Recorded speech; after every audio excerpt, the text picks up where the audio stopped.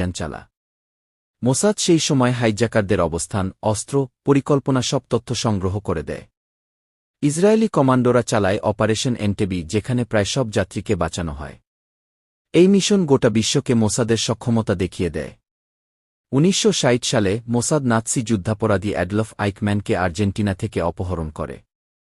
তাকে চুপি চুপি ইসরায়েলে এনে বিচার করে মৃত্যুদণ্ড দেওয়া হয়। এই মিশন গোয়েন্দা ইতিহাসের এক চিরস্মরণীয় অধ্যায়।